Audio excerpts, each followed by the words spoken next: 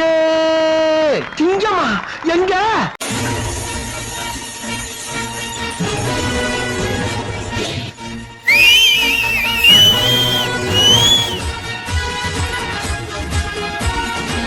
அப்பாடி ஒரு வழியாக குரேஷியை உள்ளே கூட்டு வந்துட்டாங்கப்பா. இனிமேல் சிடபிள்யூசி கொஞ்சம் விளங்கும். என்ன அது ஷோ காமெடியே இல்லை, நல்லாவே இல்லைன்னு சொல்லிட்டு இருந்தவங்களுக்குலாம் என் தலைவன் சிங்கம் வந்துட்டான்டா. யோ சிடபிள்யூசியை விட்டு எங்கேயா போனேன் இப்படி சொல்லி குஜால் பண்ணி குஷியா இருந்த குரேஷி வெறும் காமெடி மட்டுமே போதாதுன்னு சொல்லி கொஞ்சம் டான்ஸும் ப்ராக்டிஸ்லாம் பண்ணிட்டு வந்திருக்காரு போல. தூக்கிட்டாங்கன்னு பார்த்தா இங்கே வந்து காலை தூக்கிட்டு இருக்காரு. அப்படி நம்ம போன வீடியோவில் கலாச்சா அதே மாதிரி இங்கேயும் வந்து காலை தூக்கி சூர்யா மாதிரி பயங்கரமாக டான்ஸ் ஆடிட்டு இருக்காரு. காமெடியில் மட்டும் இல்லை, ஹீரோ ஆகிறதுக்கான எல்லா முயற்சியும் எடுத்துட்டு இருக்கேன்ற மாதிரி பண்ணுறாரு. திடீர்னு வந்து மாதம்பட்டியை ஓங்கி ஒரு குத்து விட்டுட்டாரு. மாதம்பட்டி அடியை வாங்கிட்டு டேய் என்னடா ஒரு ஜட்ஜின்னு கூட பார்க்காம இப்படி அடிக்கிறேன்னு கேட்குறாரு. இந்த செட்டில் யார் அடி வாங்கினாலும் கொஞ்சம் கஷ்டப்படுவாங்க. ஆனால் உங்களை அடிச்சா மட்டும் எல்லாரும் என்ஜாய் பண்ணுவாங்க.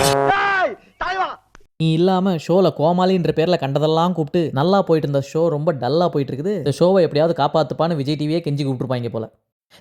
ஒரே ஒரு நாள் தான் அந்த திவாகரை பார்த்துச்சு. சுனிதாவோட கண்ணை பார்த்தீங்களா? அப்புறம் குரேஷி வாரணமாயிரம் சூர்யா மாதிரி பயங்கரமாக கலாக்கிட்டு இருந்தாரு. Daddy I need this daddy, எதால அவர் இல்லாமல் ஒன்றும் பண்ண முடியாது டேடி அப்படின்னு சொல்லி சூர்யா மாதிரிலாம் பேசிட்டு இருக்கும்போது மேக்னா ஏன் என்னை விட்டு போனா தெரியுமாப்பா? இந்தியாவில் ஒரு பிரியாணி சாப்பிட்டுருக்கா, அதை பண்ணது நீங்க தான்ப்பா.